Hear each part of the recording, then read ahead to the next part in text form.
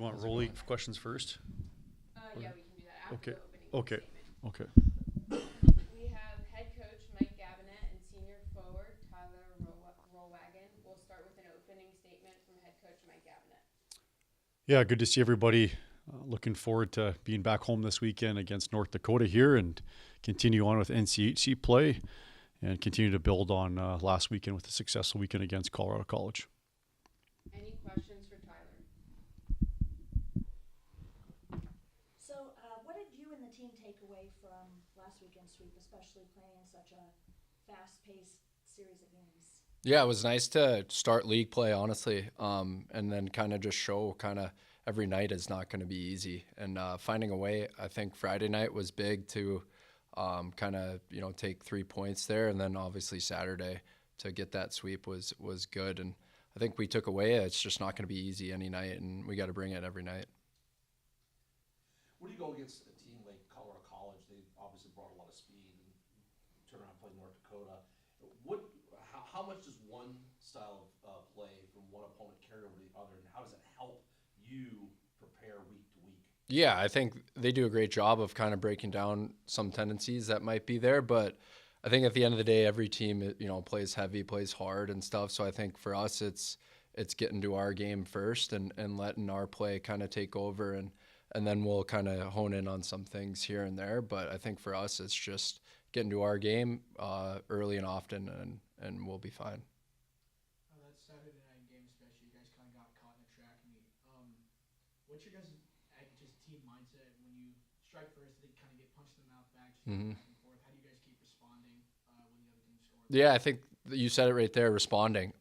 We always talk about the next 3 shifts when we get scored on there. So I think our mentality was, it's the next 3 shifts. And I think you kind of saw that Saturday. We had, I don't know how fast the goals were back to back there, but they were pretty quick. And I think it says a lot about the group and kind of how much preparation, where if we get scored on, it doesn't really affect us and stuff. And then on the other side of things, just kind of puck management of knowing that, we just scored a goal. Like those next 3 shifts got to be pretty crucial regardless. Okay. Talk about your performance on Friday night. That first period was kind of surviving the onslaught, but then you had a really good, rest of the game. Talk about how your mindset changed after that first period. Yeah, I to get out of the first period kind of even was big, and credit to Simo there. Kind of slammed the door and stuff, but it was a good road period for us to kind of figure it out, and kind of not going to be easy. And then I think that second period, getting on the power play there, we always talk about power play getting momentum for our team, and I think that was the biggest thing, was trying to get momentum whether we scored or not. And so it was good, and credit to some of the guys and Burns for wanting the puck there to what we wanted to do on the power play. You mentioned Simon on Friday night. You're sitting there as a player watching your teammate put this performance on. Do you ever just stop and go, holy cow, out of amazement? Yeah. I mean, we see it all the time, though. Like in practice, there's some practices where we don't score as well, I think, on Simo, and he's battling every day. So I think for us, it's not so surprising to see that in games, just because he's an everyday player. And I think we see that in practice. We see it in games as well. So for us, to have that and make a big save there when we need it, and kind of survive that first period, like you said, was big. You guys create a lot of traffic just in front of the net with getting goals, especially 2 goals on the power play. What helps you be so successful with getting pucks on net, and then in those scrambles, just finding the back of the net? Yeah, we've I think more than ever this year have focused a lot on our big man, like our net foot presence, and you kind of see it in today's game. That's where goals are scored, and we got to get to that hard area, and we talk about it's not easy to get there as well, and we got to get there to, every goalie, it seems like, is a big or a good goalie in this league, and as much traffic as we can get in front of them is crucial. Obviously, every week at the NCHC is critical. Being a Minnesota guy, you got North Dakota coming up. Yeah. You get a little extra hype when you're sitting here getting prepared for the green and white. Yeah, you're growing up, you always watch them on TV and stuff, playing like the Gophers and whatnot. And I think, like you said, I think we're going to be in this interview and stuff. You're going to hear it every weekend. It's a big weekend. So I think for us, it's doing what we can do to, follow our game plan and go out there Friday night and try to get 3 big points. You've continued to earn more opportunities in the lineup. What's your mindset and what are you most focused on improving this season?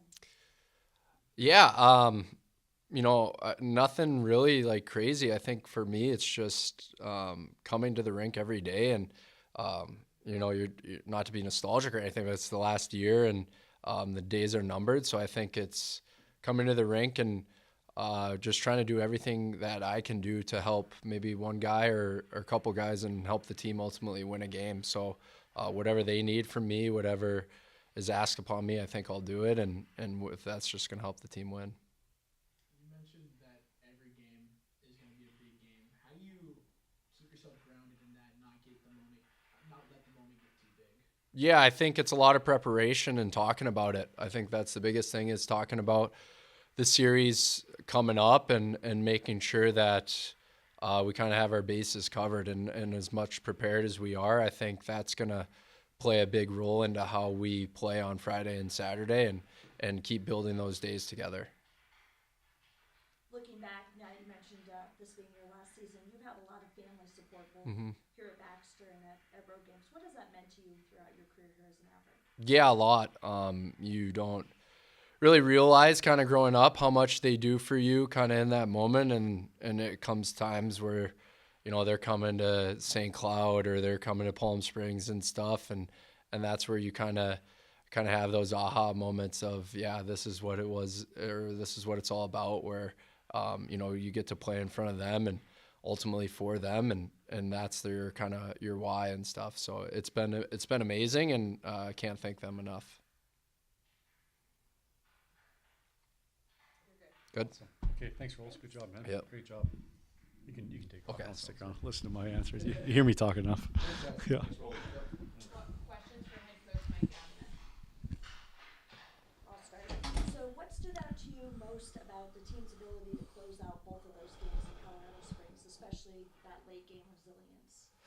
Yeah, again, just like Rolly spoke about, I think it was just a great, real life test on how hard it is to be successful, especially in the NCHC. And again, finding ways to win, I think, is a really crucial thing to being successful in this league. And you could really see our guys digging at certain points in that game there to allow ourselves to get the victory there. So again, really good resilience by the group there. It was back and forth and some pretty tense moments in both Friday and Saturday night there. And to come away on top was a special weekend. Obviously, a lot of talk about assignment, but you get a chance to meet Dawson Gabinet on Saturday. How do you think he handled the situation on Saturday, being on the road, being a freshman, his first start, and obviously a team that can throw a lot of puck sections? I thought he was great. I thought he had a really solid game there.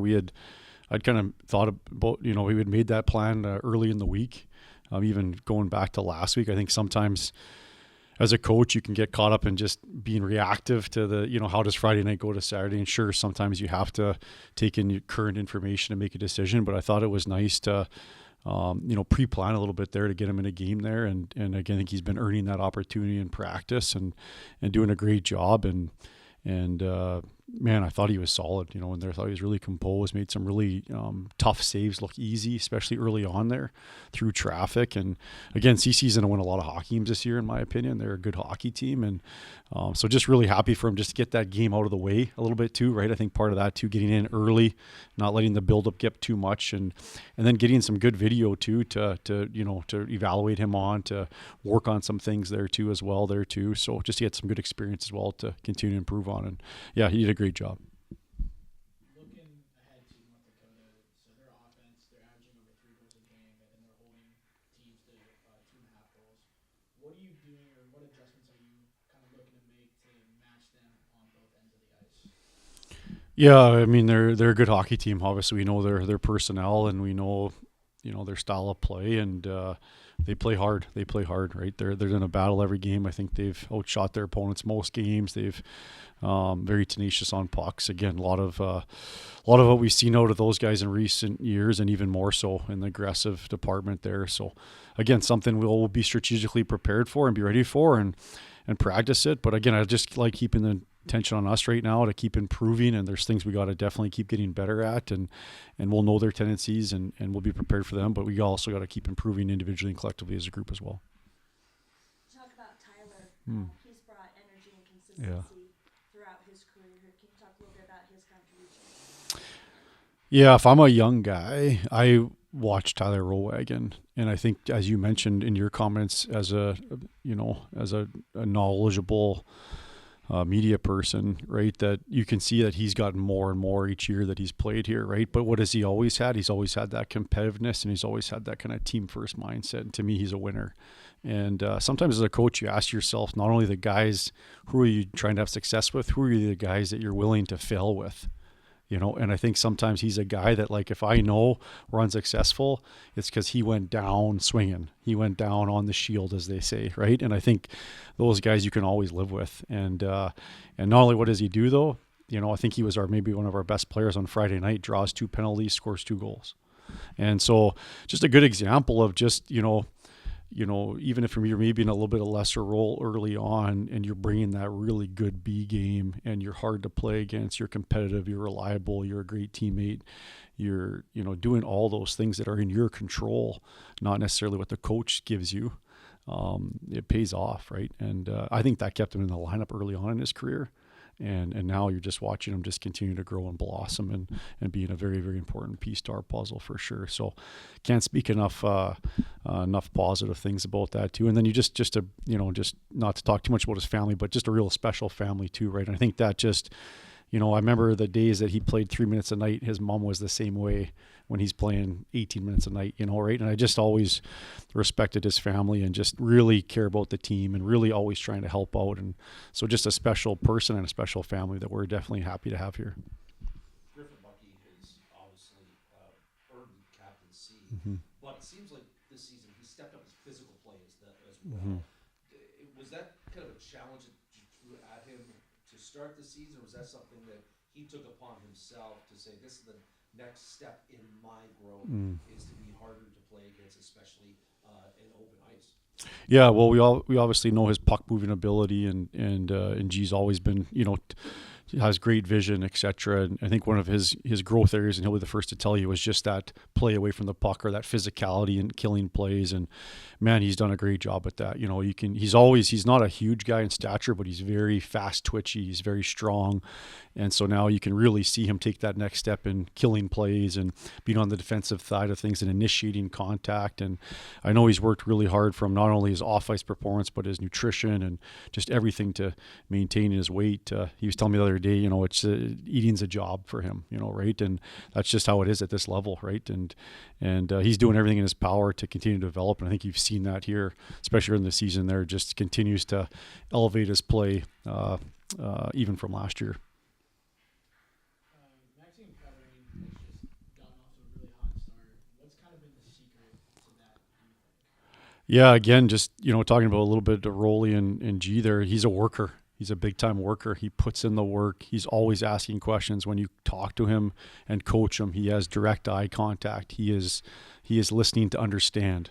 And when you talk to Ben in the weight room, he's one of the hardest working guys in there, right? So just really a guy that is just taking responsibility to get as good as he can be there. And I think he's got a really knack for scoring.